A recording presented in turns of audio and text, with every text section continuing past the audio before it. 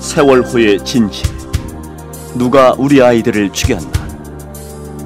2014년 4월 16일 수학여행을 떠났던 단원고 학생 등 수백 명의 사망자를 낸 세월호 참사.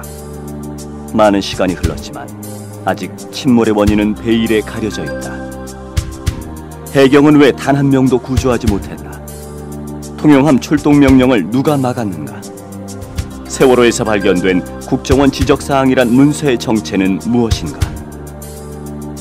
수많은 의혹에 휩싸인 세월호 참사의 진실을 찾기 위해 방대한 자료들과 과학적인 근거들로 정부 발표를 조목조목 반박하고 있는 카이스트 곽동기 공학 박사의 신작 세월호의 진실. 누가 우리 아이들을 죽였나? 구매는 각 인터넷 서점을 통하시거나 02-3491-6015 02-3491-6015로 문의하시면 됩니다. 도서출판 615. 국민정보원 12회 시작합니다. 오늘도 우리 네 분이 함께, 지난주에도 우리 같이, 지지난주에 추석 잘 쉬고 지지난주에 같이 또 보았는데요. 우리 옆에 박사님. 네, 안녕하십니까. 네. 추석은 잘 보내셨고. 네. 자, 그 다음에 두 분 각자 소개를. 진행이 너무 빠르군요. 오늘 말씀드릴 내용이 많아서. 네, 그렇죠. 네, 네, 동부가의 문 대표 문경환입니다. 네, 우리사회연구소 연구원 김성훈입니다. 네, 맞습니다. 자, 오늘 본 주제에 들어가기 전에요. 좋은 소식이 있다고 해서 일단 책 한번. 요거요? 책 한번 비춰주세요. 저자께서 들어주셔야 되는 거 아니에요? 네, 좋아요. 뭐 괜찮습니다. 대행해 주십시오. 예, 저희 이 세월호의 진실. 네, 이것이 그 일본의 타케쇼보 출판사에서 연락이 왔습니다. 타케쇼보. 쇼보. 예, 이것을 뭐 하는 출판사죠? 일본에 번역 출간을 하고 싶다. 그래서 4,000권을 기본 출간을 하고 차후에 이제 그거 따라 가지고 계속적으로 좀 그래서 이 번역에 대한 이 권리를 좀 이제 나누자. 그런 식으로 제안이 와서 와, 4,000권이면 한국에서보다 더 많이 팔리는 거 아니에요, 이거? 일본은 나라가 크지 않습니까? 인구가 많으니까. 인구가 1억이지. 1억이죠. 그럼 우리는 인구 비례로 해도 해도 우리가 4배인데요, 지금. 그리고 원래 일본이 이런저런 출판이 많대요. 책을 많이 사는 이런 발전인지 모르겠는데 만화책만 해도 일본 만화책이 뭐 많지 않습니까? 그러네요. 저도 뭐 중학교 때 뭐. 야, 그러면 이제 그 판권이죠, 판권. 그러니까 일본에서의 이제 일본 판권이지. 네네. 일본이 관심이 많네요. 계약을 한 거예요, 이제? 계약서가 왔고 아마 출판사 쪽에서 계약을 했다고 알고 있습니다. 이제 조만간 일본어판이 나오면 다시 한국어판과 일본어판을 놓고 중국어판까지 해서 이제 한중일로 한번 세월호의 진실을 규명을 하고 저희는 이미 이제 2권 들어갔죠. 아, 그래요? 예, 그렇습니다. 세월호 진실 2권. 2권은 세월호와 대한민국 이런 주제로 해서 세월호의 출간 이후에 일어나는 여러 가지 내용들과 규명된 부분, 또 저희도 미력 하나마 일부 해명한 부분 이런 부분들을 좀 싣고 그리고 세월호와 대한민국이라는 주제로 세월호 사건을 통해서 본 한국 사회의 모습들 그리고 우리 유가족분들의 세월호 특별법 투쟁들 이런 부분들을 좀 담아서 2권을 조속한 시일 내에 출간하도록 하겠습니다. 많이 파시기 바랍니다. 그래요. 고맙습니다. 자, 그러면 이제 일본에도 수익금은 뭐 어떻게 하시나요? 수익금? 수익금은 전액 그런 얘기 왜 하는 거예요 지금? 국민정보원에 전액 궁금해져가지고 국민정보원 네 좋습니다. 우리 권 대표님 의견 따라서 수익금은 국민정보원 방송 촬영에 전액 기부하겠습니다. 저자 수익 얼마 안 돼요. 자, 그냥 밥 한 끼 먹는 걸로 해야 되겠네. 밥 한 끼는 넘습니다. 자, 어쨌든 이게 왜 일본이 이렇게 관심이 많을까? 한미일 공조설이 같이 한미일 공조설. 사실 이 한국 사회에 수많은 이제 세월호의 의혹이 있었지만 저희가 한미일 공조설을 주장했었고, 근데 이 세월호 진실에는 한미일 공조설이 그렇게 비중 있게 나오지는 않습니다, 실제로는. 그래서 저희가 사실 뭐 이런 것들 너무 비중 있게 실었다가 그 다들 또 뭐 면회가고 이렇게 돼야 될 상황이 발생할 수도 있기 때문에 저희는 좀 사실상 객관적으로 상당히 좀 이런 평가가 있어요. 세월호 진실 책이 좀 건조하다. 네, 이 독자분들의 의견들 중에 생각보다 어떤 상당히 좀 객관적인 것 같다. 그런 의견들이 있어서 네. 감정을 배제하고 그렇죠. 과학적 근거를 가지고 했자는 거죠. 그렇습니다. 자, 뭐 이번에 지금 그 보도 때문에 일본에 그죠? 산케이 신문 관련 기자가 처벌받을 위기에 출국 지금 금지까지 당하고 있고 그런 상황인데, 근데 이 출판사가 좀 뭐 성향이 좀 확인되는 게 있어요? 진보 보수 뭐 중도 뭐 이런 식의? 아마 다음 방송 때 네. 말씀드리겠습니다. 근데 이 보수적 성향 내지는 그 이제 이 일본은 또 사실상 북한이라고 하는 존재에 대해서 극렬하게 이렇게 딱 거부하고 통제하는 데는 지구상에서 대한민국 사실상 대한민국밖에 없지 않습니까? 일본 사람이나 미국 사람이나 전부 다 북한을 왕래하는 게 이제 문제가 안 되잖아요. 그러다 보니까 일본 내에는 또 조총련이라든지 이런 계열도 있고 그래서 막 그런 내용들도 있는데 출판사 쪽에 이제 좀 알아본 바에 따르면 뭐 그런 류는 이제 아니라고 하고, 그리고 이런 우익 일본 내 우익 계열 그런 계열의 출판사는 아니라고 하는데 좀 더 분명한 내용들, 정확한 내용들은 다음 주에 말씀드리겠습니다. 알겠습니다. 자, 이제 뭐 중국어판 또 영미판 뭐 이런 식의 또 판권 제작이 그 추진이 되기를 또 기대를 해보겠습니다. 2권도 기대가 되네요. 근데 언제쯤 나옵니까? 2권은? 청고마비의 계절에 네. 지금인데. 아직 남아 있습니다. 그래서 기본은 이제 10월 중순. 살이 다 찌면 나오겠네요. 10월 중순에 지금 먹고 있는 건가? 자, 2권도 좀 기대를 해보겠습니다. 자, 2권도 나오면 저희가 또 소개를 해드리도록 하죠. 네. 자, 오늘 첫 번째 사안은요.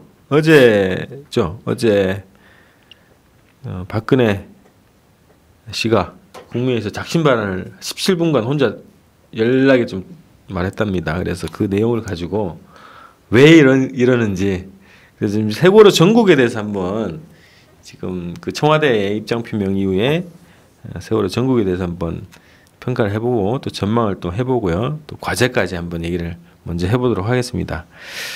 자, 16일 날 박근혜 씨가 이제 국무회의에서 17분간 뭐 작심 발언을 했다고 얘기하고 있습니다. 세월호 특별법 관련해서 수사권 기소권을 수용하는 것이 사법체계 근간을 흔드는 일이다. 많이 들어왔던 얘기죠. 새누리당이 했던 얘기죠. 법치 사법체계가 무너지고 반목과 갈등만 남을 것이다. 그리고 재합의안, 그 2차 합의안이 있었죠. 2차 합의안, 이것이 마지막 결단이다. 뭐 이런 얘기를 하고 있고요. 그래서 이게 마지노선이다. 뭐 이런 얘기하고 있고. 어떤 것도 민생보다 우선할 수 없다. 뭐 이런 얘기하고, 이제 국회의원들이 자기의 의무를 못하면 세배를 돌려줘야 된다 이런 얘기를 했어요. 그래서. 대통령 발언에 어폐가 있네요. 왜요? 어떤 것도 민생보다 우선할 수 없다니. 박근혜 정권의 전체적인 형상을 보면 국가 안보는 민생보다 우선한다는 입장 아닌가요? 아, 그렇죠. 왔다 갔다 하는 것 같은데. 네. 지그재그네요.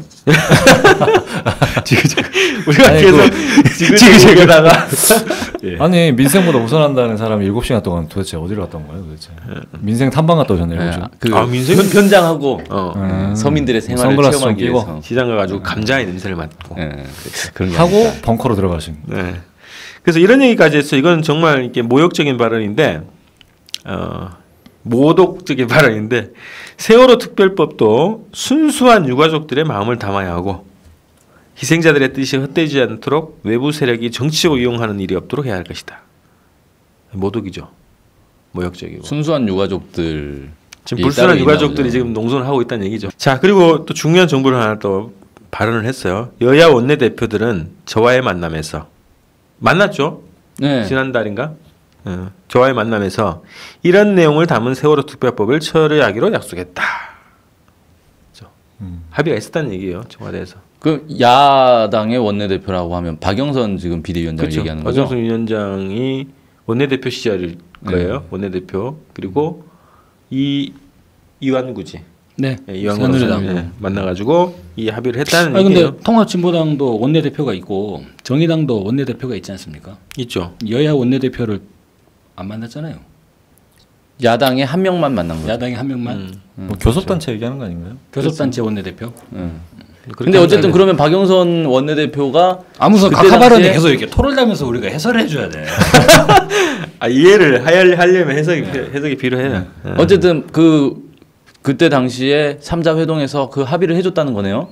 그 박근혜 씨의 이제 주장이죠. 그러면 박영선 원내대표도 그거에 대해서 사실관계 확인해줘야 될 것 같은데. 확인해줘야지. 예. 내가 인정했다, 합의해줬다. 아니다, 거짓말이다. 녹취록도 까고 필요하면. 그때 회동 당시는 박영선 대표가 그런 얘기를 한 적이 없었는데요, 그죠? 그렇죠. 세월호 특별법 이런 내용으로 우리가 합의를 했다. 뭐 이런 합의 얘기하는 게 약속했다라는 표현이요. 그러니까 합의는 아니고 약속. 구두로 네. 합시다. 뭐 그럽시다. 근데 뭐 혹시 얘기지. 국무회의 때 이런 발언이 나오니까 국무회의 때 이런 발언이 나와서 갑자기 박영선 비대위원장이 거취를 고민하는 건 아니겠죠? 그 전에 거치 고민을 네, 했잖아요. 그거는 좀 시간적으로 네. 안 이상돈. 맞습니다. 먼저 네. 거치를 고민하고 나중에 공개되고.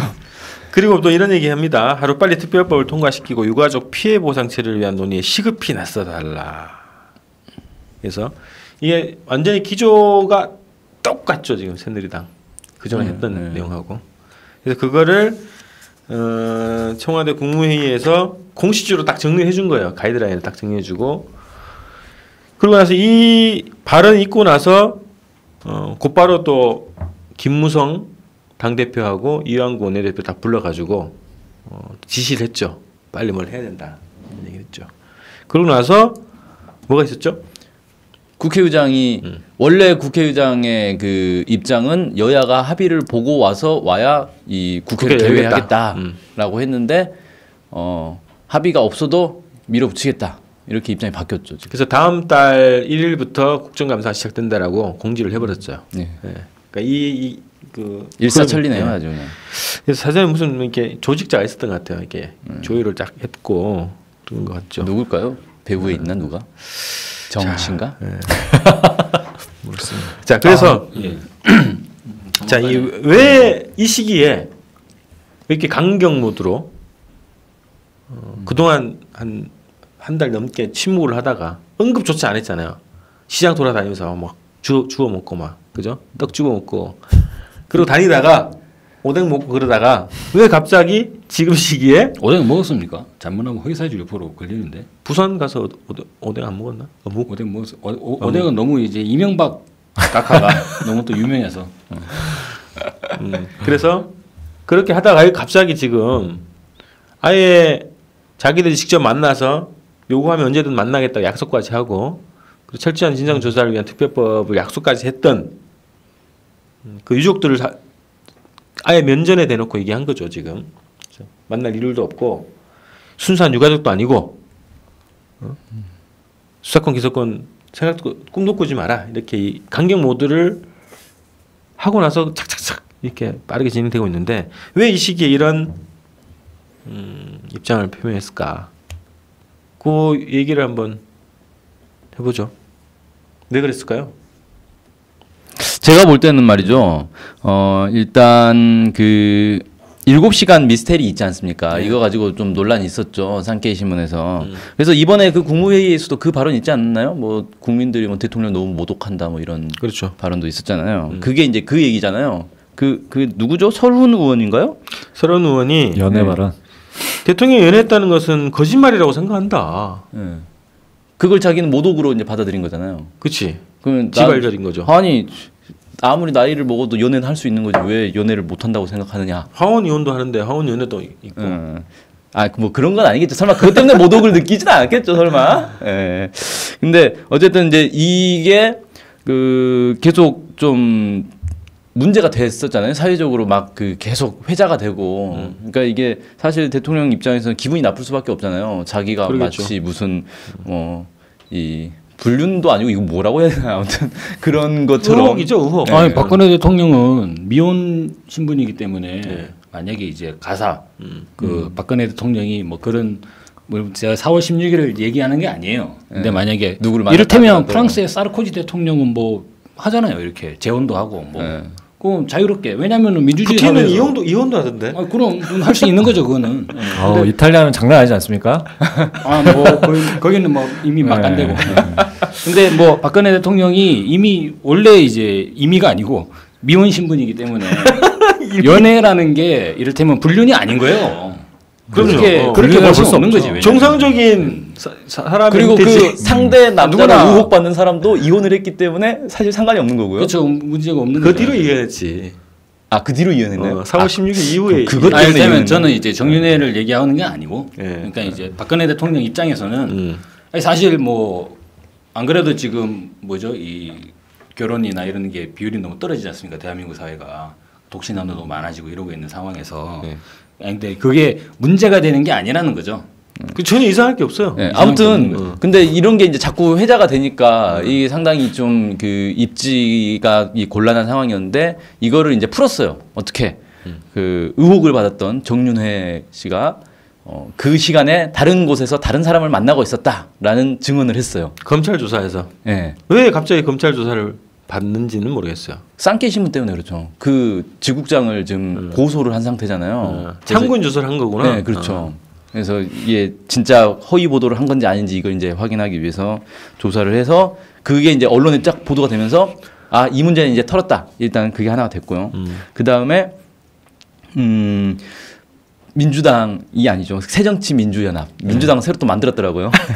새정치민주연합의 그 지금 비대위원장으로 있는 원내대표 박영선 원내대표가 지금 완전히 고립이 됐어요. 거의 비대위원장 새로 영입하겠다고 했다가 막 지금 반발에 부딪혔어. 엄청난 반발 때문에 막 탈당하겠다라고 막 거의 토라진 것 같은데 희한하게 당 대표를 하는 사람이 마음에 안 든다고 당을 탈당하면 뭐 어떻게 하자는 건지 잘 모르겠는데 아무튼 이러면서 이 제1야당이 완전 자중질환에 빠져버리지 않았습니까? 그렇죠. 그러니까 지금 이제 정부 여당 입장에서는 손 안 대고 코 풀 수 있는 상황이 된 거예요. 야당은 전혀 완전 무기력해져 있는 상황이고 뭘 해도 반발이 없는 그런 상황이 된 거죠. 거기에다가 지금 또 미국을 가지 않습니까? 유엔 총회에 연설하러 가죠. 네. 그래서 그 국내에서 일단 자기는 던져놓고 뭐든지 자유롭게 던져놓고 그냥 떠나버리면 되는 그만인 상황이에요. 그 남은 뒤처리는 남은 사람들이 하는데 욕은 나중에 잘못되더라도 욕은 자기가 먹는 게 아니죠. 남아서 뒤처리한 사람들이 욕을 먹는 거니까. 자기는 자유롭게 그냥 할 말 다 해놓고 가버리는 거죠. 그런 배경이 아닌가 생각합니다. 근데 그 오래 있지 않을 건데 유엔 총회 가가지고는 그 시기에 뭘 할 게 있을까요? 단독 처리? 특별법? 근데 그 시기에 국회를 바로 열어가지고 단독 처리하는 시기는 안 되죠. 농성장을 민다거나 뭐 이런 걸 할 수 있지 않을까요? 공안 탄압으로 나갈 수 있다. 네. 그런 거죠. 농성장 뭐 유가족 간첩단 사건 뭐 이런 거 터뜨리려나? 아니 벌써 대책위는 가능하겠죠.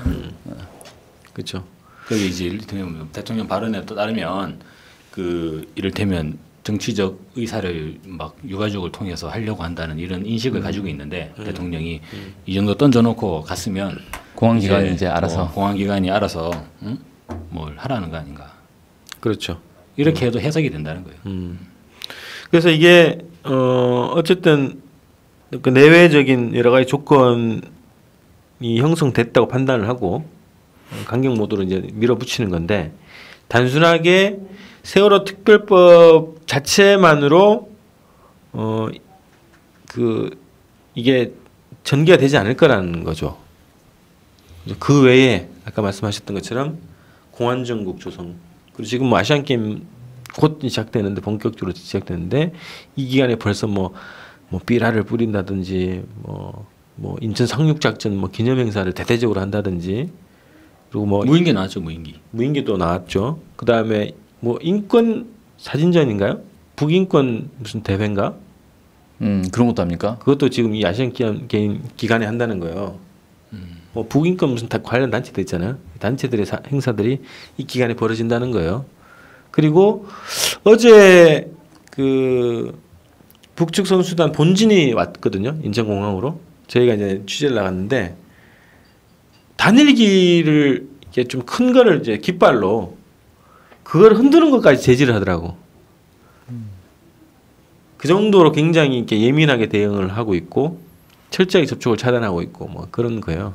아니 그 대북 삐라 살포하는 것과 관련해서는 그 북에서 항의하니까 우리나라는 표현의 자유, 뭐 집회의 자유, 뭐 이런 게 체제의 특성상 예, 이런 게 있기 때문에 막을 수 없다. 그렇게 하더니 뭐 깃발 흔드는 것도 막아버리니까. 아니 근데 선수단이 깃발을 흔드는 것을 제지를 한다고요? 아니 환영 인사들이 네, 환영 인사들이 단일기를 흔드는 것을 큰 깃발을 흔드니까 와서 제지를 하더라고요. 그런 국제 것처럼. 관례에 어긋나는 거 아닌 것 같은데. 예. 그래서 아니, 그걸 제재하는 근거는 뭐예요? 어떻게 그걸 제재할 수가 있지? 이해가 안 되는데. 모르죠 뭐 국정원 요원이 직접 와서 제지를 하는 것 같더라고. 그러니까 무슨 분위기죠 뭐 이런 분위기예요. 그래서 그 국정원 요원이 또라이인 것 같은데. 모르죠 뭐 그거는. 이상한 거잖아요. 왜냐면 인공기는 검찰에서 이제 입장을 정리했잖아요. 그래서 북한 선수들이나 이런 북한 쪽의 사람들은 인공기를 소지할 수 있지만 우리나라 국민은 안 되고 그리고 이게 또 황당한 게 북한 만약에 이제 시상식에서 북한 국가를 연주한다는 거예요. 그런데 우리 국민이 이것을 만약에 따라 부르지, 나 그 가사를 아는 사람이 누가 있을지도 모르겠어. 근데 이걸 따라 안 부르면 되나? 그건 모르겠어요. 따라 부르면 국가보안법 위반으로 처벌받는다 그랬어요. 그렇게 그 자리에서 입을 뻥긋뻥긋 하다가 오해를 받아서 그렇죠. 작성할 수도 그때는 있겠네. 가만히 있어야 돼요. 그래서 절대로 카메라 있을 수 있으니까 말을 하면 안 돼 그때. 네. 혹시나 TV 잠깐만. 보면서 집에서 따라 부르는 건 어떻게 되나요? 핸드폰 어디 있지? 이렇게 말을 하다가 노래 따라 불렀다고 해서 처벌받을 수도 있어요 지금 상황이 그렇기 때문에. 무섭네. 아 근데 단일기는 뭐 북한 국기랑 관계 없는 거지 않습니까? 저 남북 합의한 깃발이죠. 그거 왜 도대체 못 들게 하는 거야? 그걸 왜 제재하는 거죠? 그래서 아니 이게 손 수기는 괜찮던데 깃발을 이게 크게 해서 이렇게 흔드니까 제지를 하더라고. 납득이 안 되네. 그렇죠. 실내에서 흔들 때 어디 뭐 기물 파손 우려가 있다는 건가?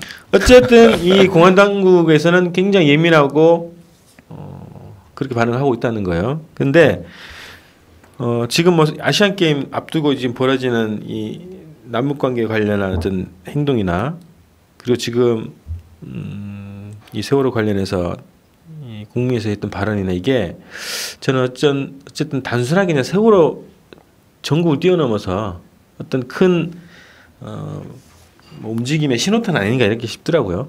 그래서 단순하게 뭐 세월호 특별법을 그 새누리당이 청와대를 보호하는 법이죠. 그죠? 청와대로 향하지 못하게 하는 그 법을 통과시키는데 그치는 것이 아니라 이참에 세월호 전국에서 주도권을 뺏겼던 것을 다 회복을 하고 완전히 밀어붙이는 주도하겠다. 그렇게 되면 뭐 공안 정국으로 표현되겠죠. 그렇게 나오지 않을까 싶은 거고 그 공안 정국의 표현이 어떤 식으로 될 것이냐. 뭐 기본은 뭐 그죠? 우리 그 진보 진영에 대한 물리적인 탄압, 무슨 조작 사건 이런 걸 포함하는 탄압이 있을 수 있고 남북 간에도 굉장히 위험한 상황이 초래될 수 있다 이렇게 보는 거죠. 그런 정국으로 이제 펼쳐질 것이라고 저는 예상을 합니다. 저도 뭐 비슷한 예상을 동의합니다. 예. 네. 자 그래요. 그래서 그러면 근데 저는 미리 한마디 해놔야겠는데 저는 아직은 좀 두고 보겠습니다. 아 그래요? 그러실 분이 한발 빼시는 보신주의가 심하시는구만. 아니 뭐 일단 뭐 지켜봐야죠. 그러실 분이 아니라는 얘기는 아니고. 네. 근데 이제 저는 어떤 생각이 드냐면 또 이제 일부 남북 관계가 선수단에 들어왔지 않습니까? 네. 그러니까 이것을 이제 완전하게 이 남북 관계가 속도 조절에 들어가는 것 같아요. 그러니까 이것이 이제 원치 않는 방향으로 이를테면 남쪽에서 북한 선수단과의 이를테면 일종의 이건 사회문화 교류의 형태이기 때문에 사회문화 교류가 번지는 것을 제지하고자. 예. 그러니까 그냥 왔다가 그냥 가면 참 좋을 것 같은데 조용히 왔는지도 모르게 그렇게 가면 성적도 저조했으면 좋겠고. 그렇죠. 예. 그래서 좀 그러한 연장일 수도 있을 것 같아서. 근데 이것이 실제로 그런 이제 전체적인 전략적인 스탠스의 전환이지 않습니까? 그러한 방향으로 이제 완전히 갔다라고 판단하려면 좀 몇 가지 징후들이 좀 더 나타나야 되지 않을까 그런 생각들도 있어서. 네. 조심히 전망을 한다는 거네요. 좀 지켜보자. 네, 뭐. 자, 그럼 이런 전국에서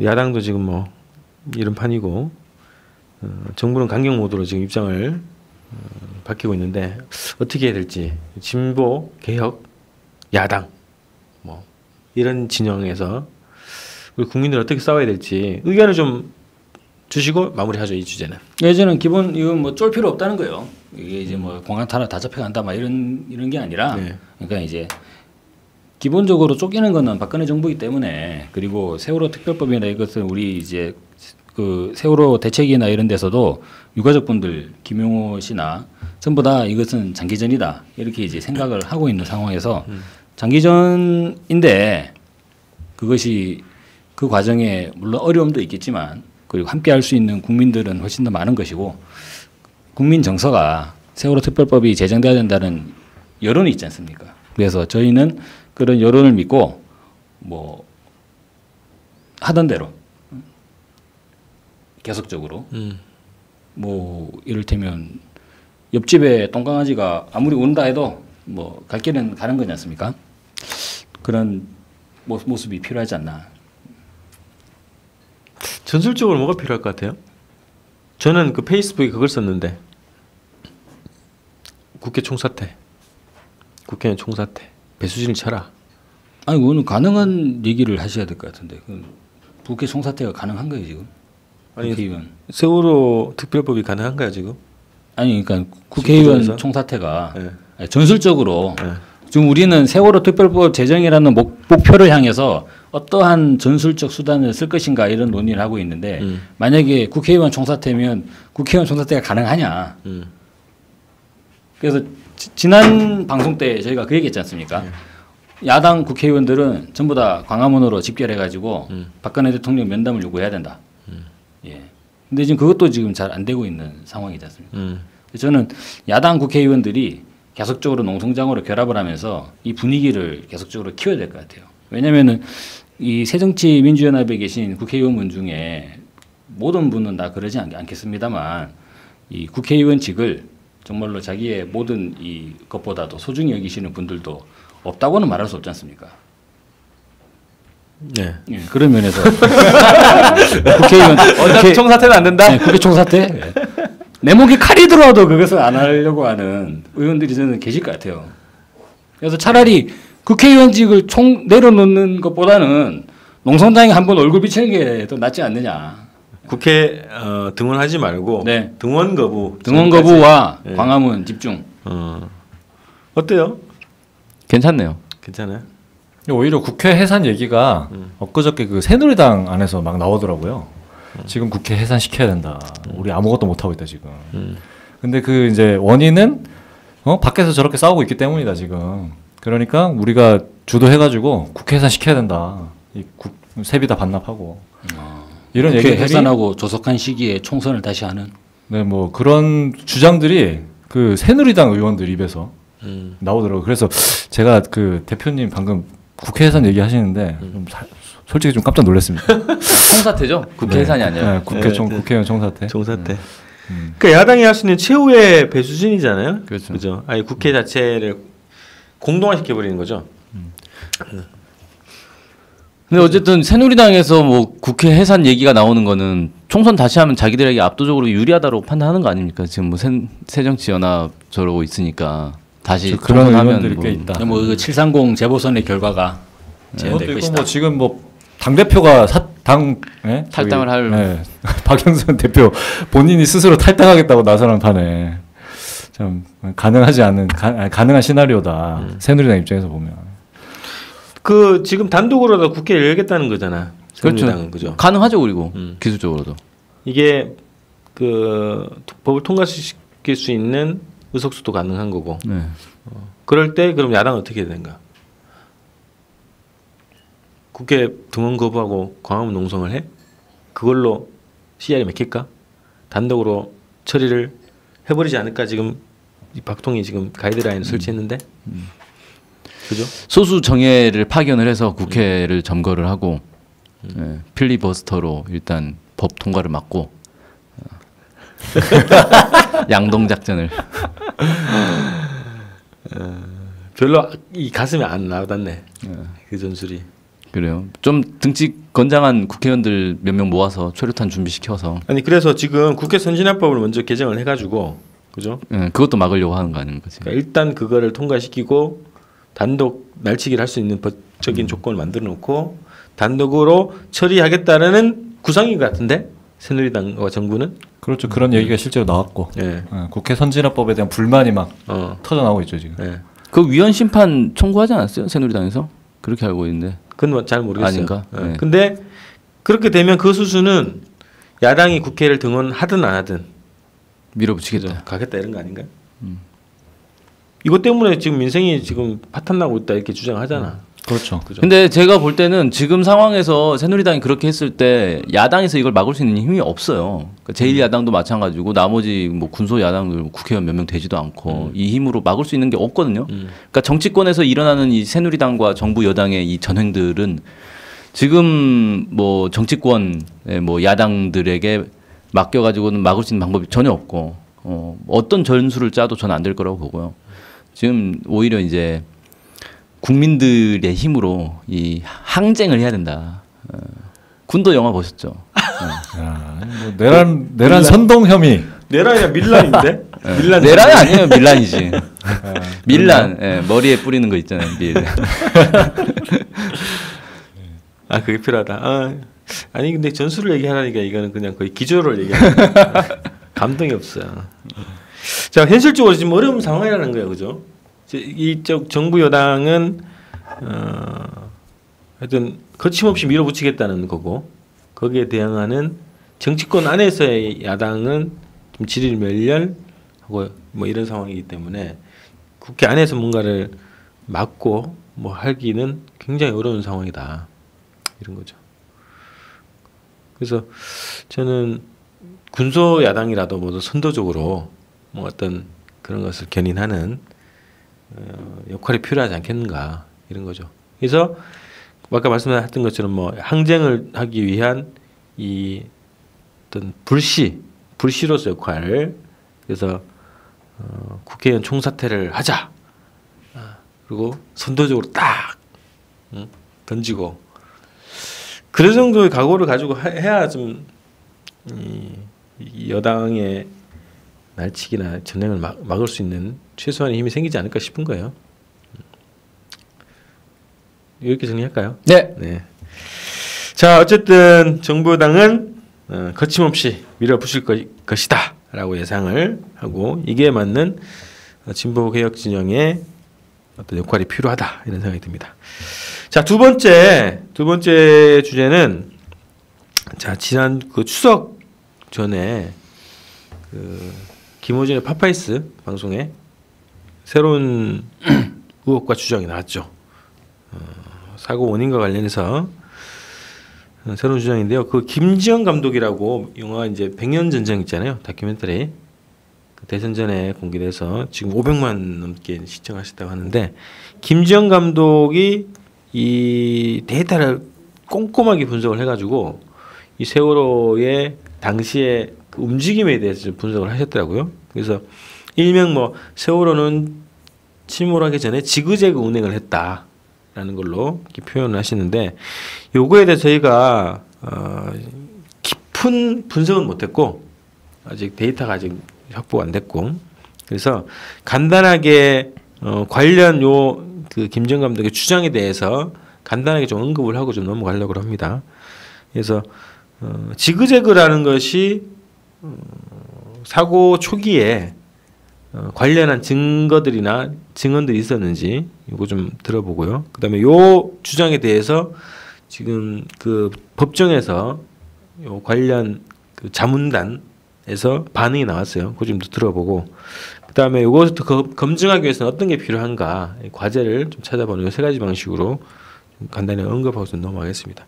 지그재그 운행에 대해서는 증언들이 있었죠. 사고 초기에. 네, 그 승객들 증언이 좀 있었는데 사고 첫날 그 사고 당일이죠. 4월 16일 연합뉴스에도 이런 보도가 있습니다. 그 유모 씨 55년생인데 섬이 많아서 그런지 계속해서 지그재그로 운항에 어지러웠다. 그러다 갑자기 배가 오른쪽으로 돌다가 다시 왼쪽으로 급히 넘어졌다. 이렇게 얘기를 했고요. 워낙 지그재그로 운항해 침몰 직전에도 그렇게 운항하는 줄 알았다. 그런데 마지막에는 갑자기 기울더니 함수에 가득 쌓여있던 컨테이너 박스가 떨어지면서 아수라장이 됐다. 이렇게 이제 증언을 했고요. 17일에 스포츠 경향에도 배가 지그재그로 움직였다는 일부 승객들의 증언이 있다 이런 보도가 있었고요. 거긴 또 이제 이런 것도 있어요. 20년 베테랑이 한 조타수가 연합뉴스와 인터뷰에서 웬골 수도는 물살이 수시로 바뀌어서 타각을 계속해서 변경해야 한다. 이렇게 얘기를 했는데, 그러니까 쉽게 말해서 물살이 세니까 배가 계속 흔들리는 거예요. 그러니까 막 반드시 가야 되는데 오른쪽으로 휘었다 왼쪽으로 휘었다 막 이러니까 계속 이 타각을 조절을 해야 된다는 거죠. 그렇게 이제 좀 물살이 센 지역이다. 그래서 원래 그렇게 운행을 해야 된다라는 건데, 그 얼마 전이죠. 12일 날 그 재판에서 그 조모 씨 조타수인데 조타수가 증언을 했는데 좀 특이한 증언을 했어요.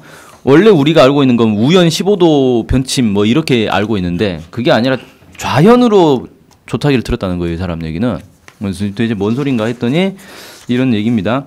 원래 우현으로 변침을 했는데 이 항해사 3등 항해사죠. 이 사람이 오른쪽으로 배가 계속 흘러가는 걸 보고 아저씨 반대로요 라고 외쳐서 좌현으로 15도 정도 조타기를 틀었다는 거예요. 그런데 선수 방향은 바뀌지 않았다. 이렇게 이제 얘기를 했고, 불가능한 얘기지만 좌현으로 틀었는데 우현으로 급회전을 했다.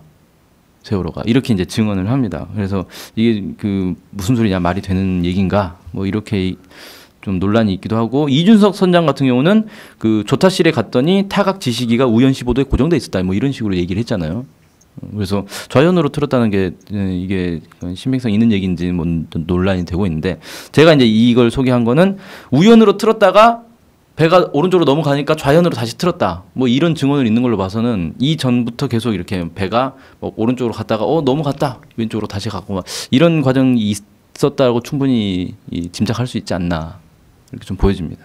그러면 그 김지영 감독이 했던 표현은 이제 자세한 데이터는 좀 봐야 되겠지만 표현상은 지그재그라고 하는 것이 정상적인 그 지역에서 맹골수도라는 지역에서는 뭐 일상적인 운행 방법이었다고 볼 수 있는 거 아닌가요?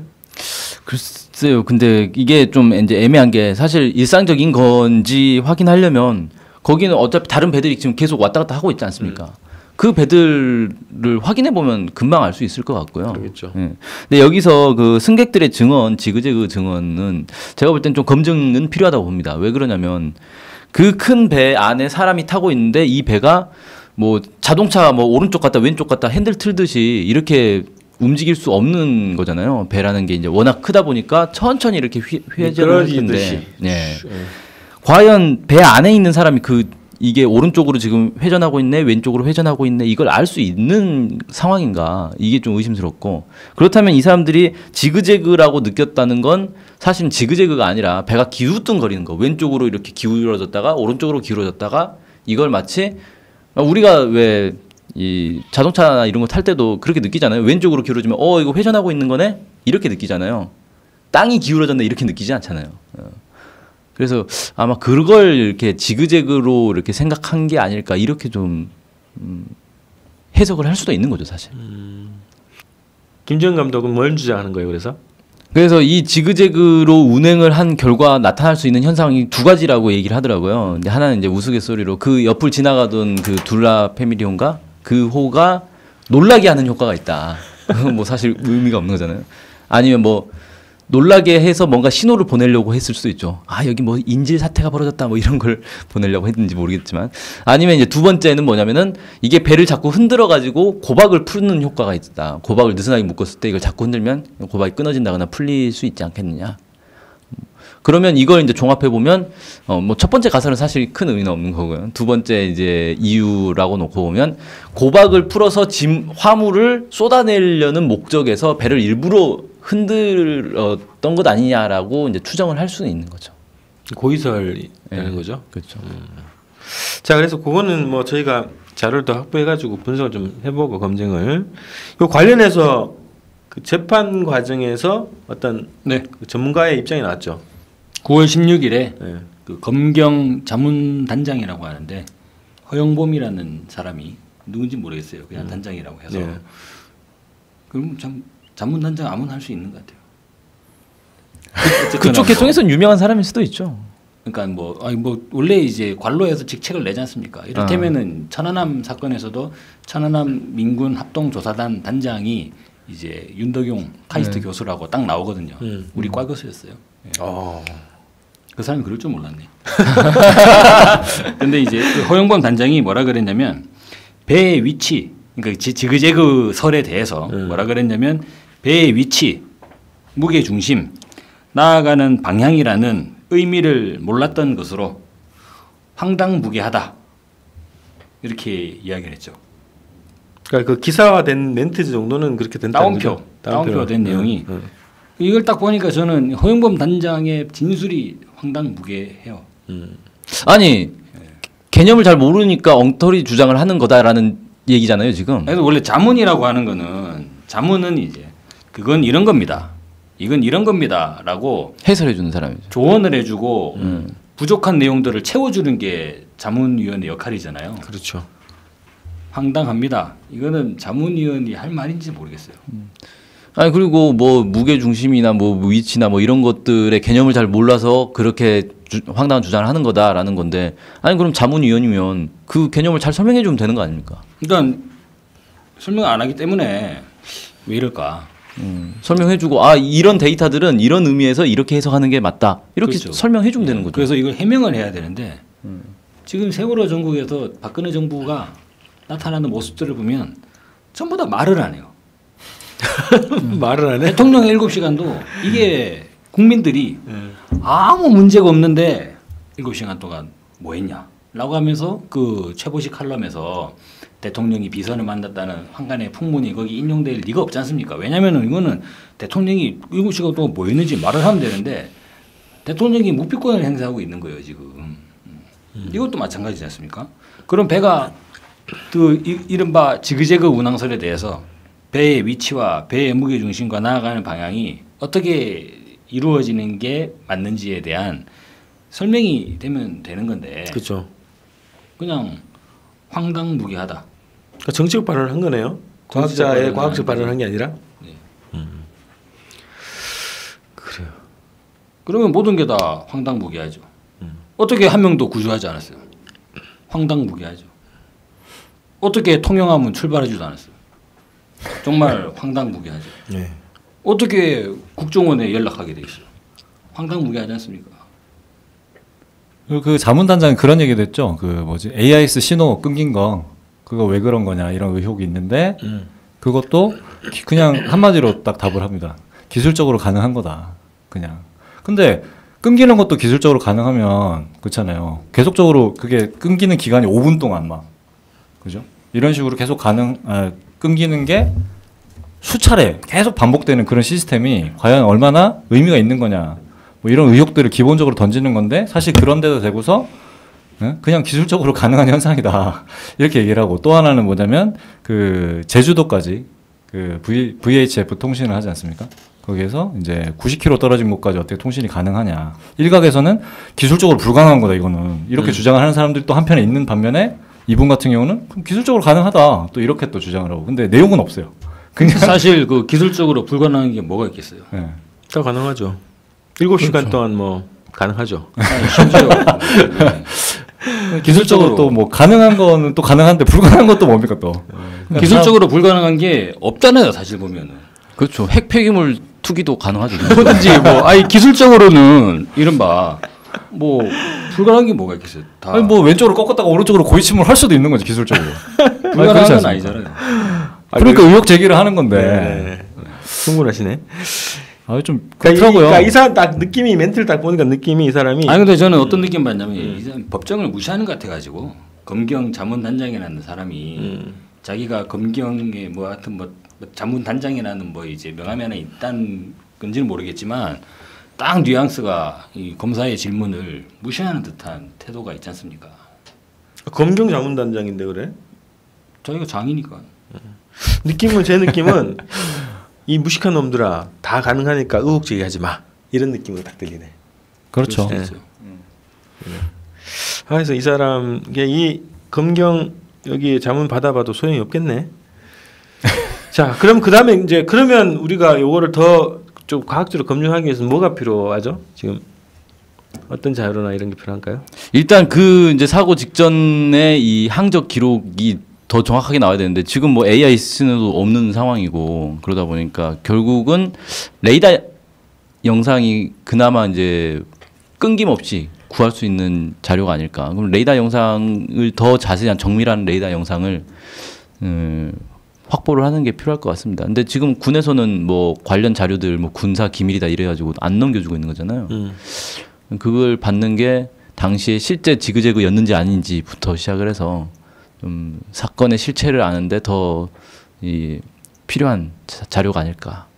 그 아까 이제 기술적으로 가능한 게 AIS가 끊길 수 있다고 하잖아요. 근데 이제 그거는 이제 전파니까 혹시나 그럴 수도 있다고 생각할 수 있는데 레이더는 또 그날은 또 이제 안개가 껴있지 않고 맑은 잔잔한 바다여서 레이더는 끊김이 없겠네요, 그죠?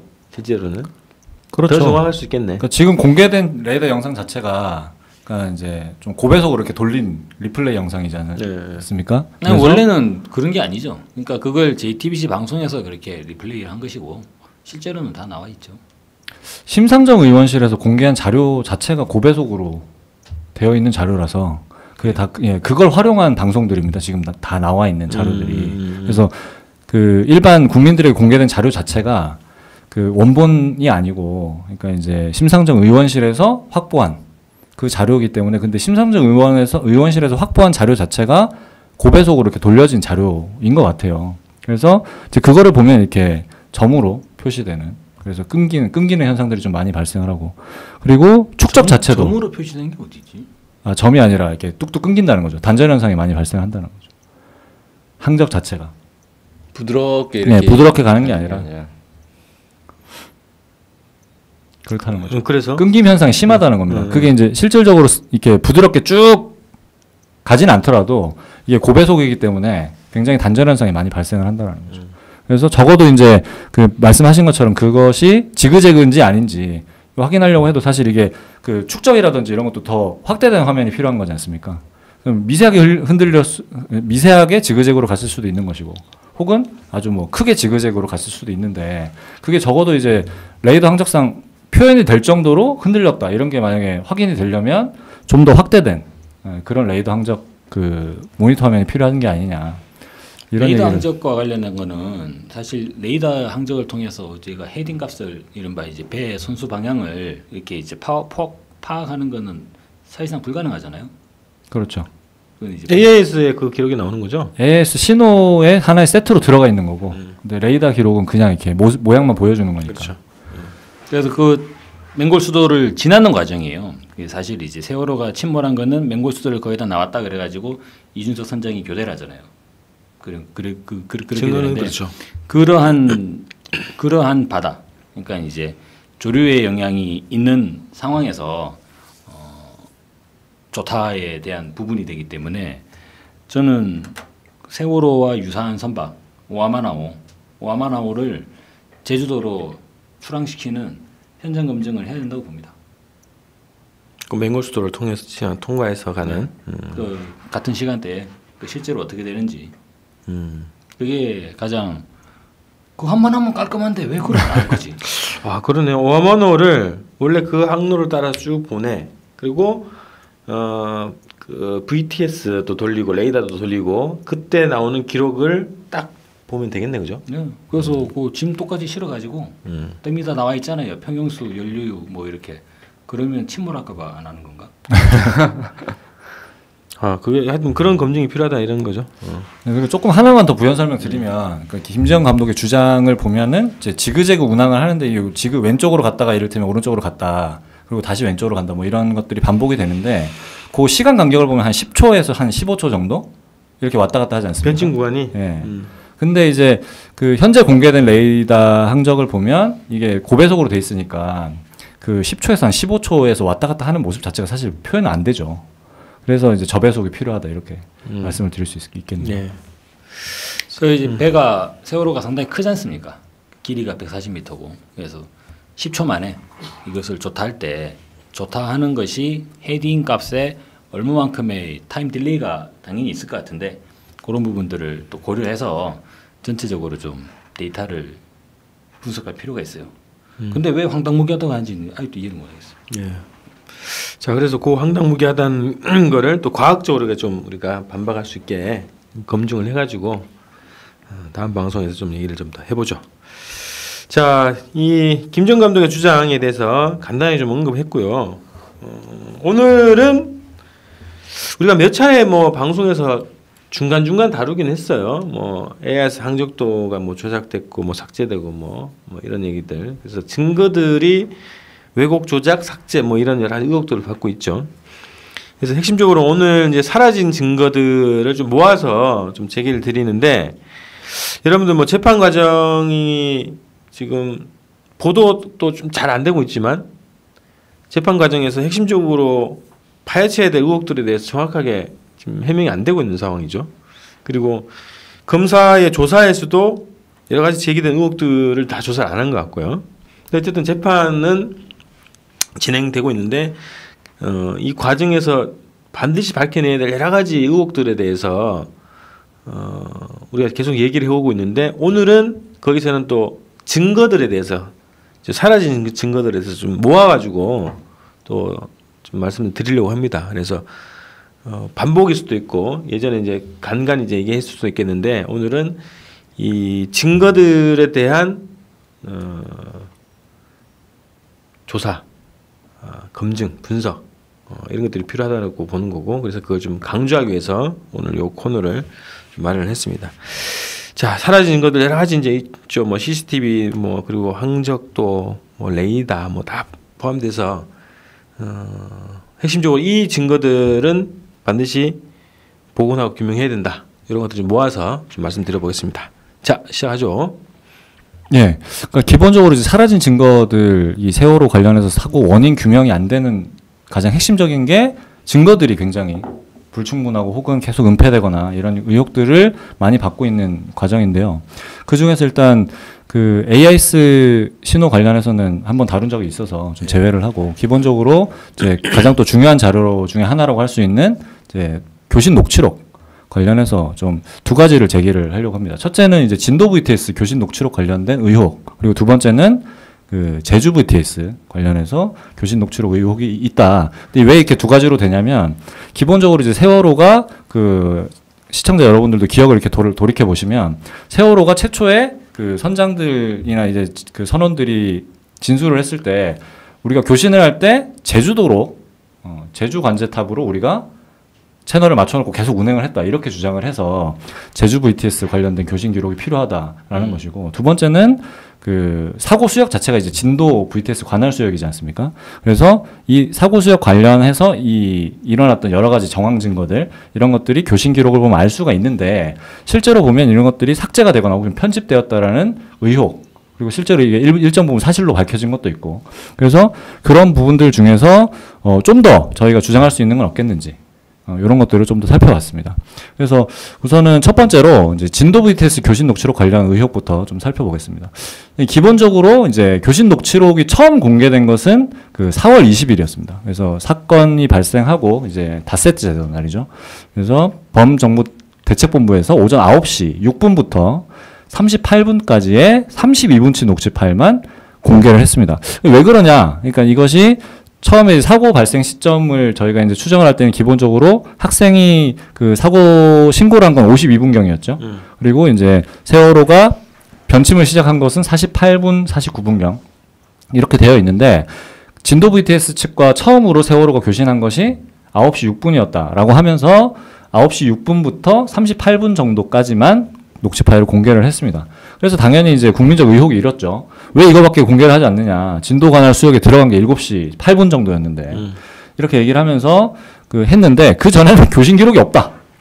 네, 이렇게 얘기를 했습니다. 그러니까 세월호가 진도 VTS 진입을 했는데 한 번도 교신을 안 했다는 거죠. 9시 6분까지. 그러면서 의혹이 점차 일파만파 확대가 됐었습니다. 그러면서 동시에 하나가 뭐가 추가가 됐냐면, 4월 26일 날 YTN에서 특종 보도를 하나 했죠. 그 교신 기록 자체가, 그러니까 공개된 교신 기록조차도 굉장히 삭제되고 편집된 구간이 많다라는 겁니다. 그래서 다음 페이지 보시면 일단은 이제 이런 의혹들이 있는데, 그 간단하게 이 통신이 어떻게 되는 건지를 간단하게 좀 설명을 드리고 시작을 하겠습니다. 일단은 이제 저 사진을 보시면 그 왼쪽 보시는 사진이 이제 그 관제센터에서 직원이 실제로 일을 하는 과정인 거죠. 그래서 보이는 화면 자체가 레이더 항적 자료고, 그리고 그 우측에 보면은 마이크가 있습니다. 저걸로 이제 교신을 하는 거죠. 그리고 이제 오른쪽 건물이 그 VTS 관제 탑입니다. 그래서 예, 왼쪽에 보이는 사진은 이제 선박용 VTS 교신 장비입니다. 그래서 저거를 들고서 채널을 맞추고 이제 교신을 하게 되고, 우측에 있는 것이 이제 선박용 그 VHF 통신 장비의 하나입니다. VHF 통신이 뭐냐, 특징을 간단하게 좀 살펴보면, 일반적으로 이제 라디오와 텔레비전 방송, 예전에 보면은 그 브라운관 TV 시절에 VHF 채널이네, 혹은 뭐 UHF 채널이네, 이런 얘기들이 좀 있지 않습니까? 그런 것처럼 이거 기본적으로 단거리 통신에 많이 사용을 하는 그런 전파고, 그 이제 해상에서는 50에서 한 100km 정도 수역에서 통신이 가능한 해역으로 이거를 설정을 한다 그래요. 그래서 물론 장애물이 없는 경우, 그러니까 이를테면 이제 해상에서 공해상이 되겠죠. 이런 경우에서는 방해를 받지 않으면 더 먼 거리도 충분히 통신을 할 수 있다. 이렇게 사례 보고가 좀 되어 있고요. 실제로 그 세월호가 넘어졌을 때 그 제주 VTS까지 교신을 하지 않습니까? 한 90km 정도가 떨어져 있는데. 그래서 이런 공간에서도 교신이 실제로 가능한 게 증명이 되기도 했죠. 그래서 이제 YTN에서 보도를 한 것이 그 36곳 정도, 그러니까 공개된 그 자료 중에서 36곳 정도에서 이제 그 비정상적인 소리 단절이 발견이 됐고, 소리 단절 시간이 무려 150초 정도에 이른다. 분으로 치면 2분 30초가 됩니다.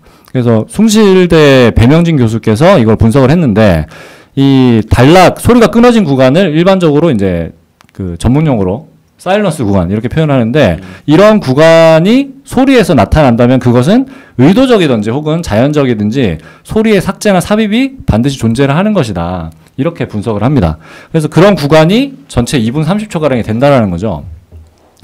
그리고 이제 또 하나는 뭐냐면, 기본적으로 그래서 이게 교신 기록이 공개된 부분이 그 삭제되고 편집되었다라는 사실이 일단 증명이 된 거죠. 그리고 또 하나는 또 중요한 증거가 하나 등장을 했는데, 4월 30일 날 이런 의혹이 제기된 후에 그 해경에서 그 7시 이후부터 녹취록 원본을 범정부 대책본부로 이렇게 공개를 한 겁니다.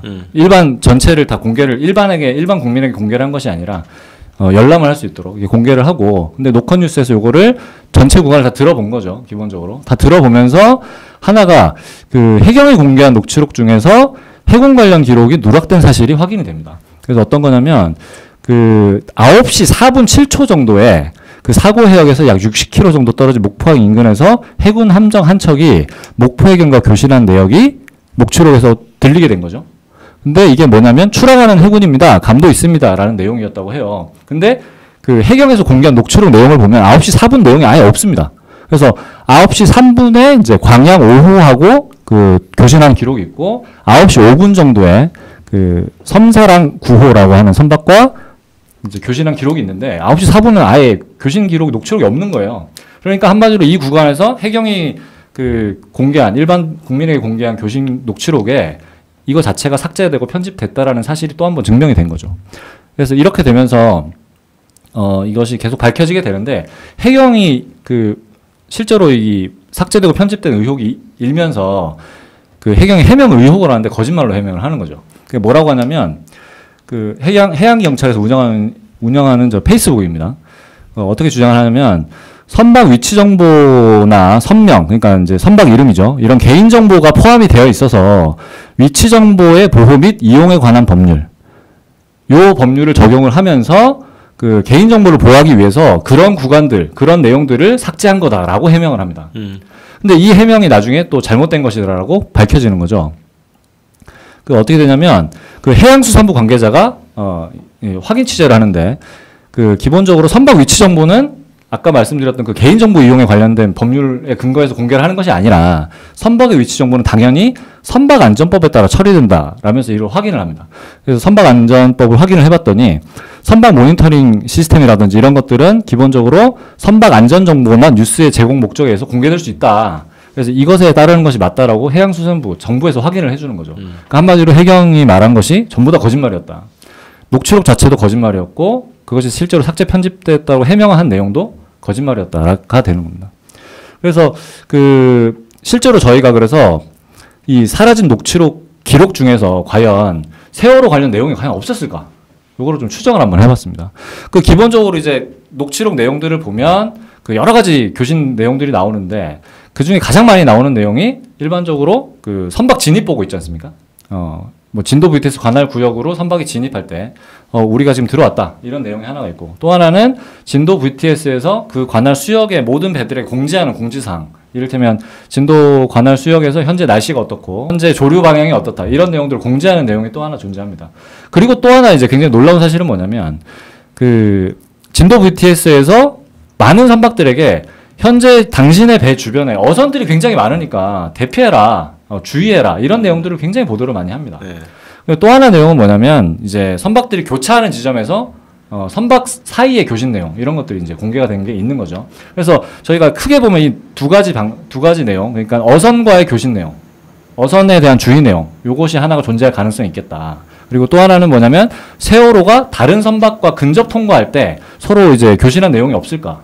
그러니까 즉 7시 8분부터 9시 6분 사이에 과연 세월호가 단 한 번도 교신하지 않았는가? 그래서 이거 두 가지 부분 한번 좀 추정을 한번 해봤습니다.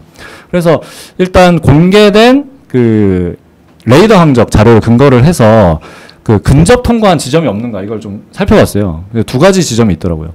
첫째는 뭐냐면 4월 16일 8시 25분경에 저 썬준이라고 하는 호, 이 배입니다. 이 배와 19.5노트, 굉장히 빠른 속도죠. 세월호 최고 속도가 21노트 정도가 되니까 거의 최고 속도 가량을 내면서 한 40km 정도 되는 속도로 달리고 있는 상황입니다. 여기에서 이제 맞은편으로 썬준호가 올라오고 있는데 그 위험 반원이 겹치면서 이제 올라오게 되죠. 그 위험 반경이 뭐냐면 그 진도 VTS에서 최초에 알람 설정했다 뭐 그런 얘기가 있었잖아요.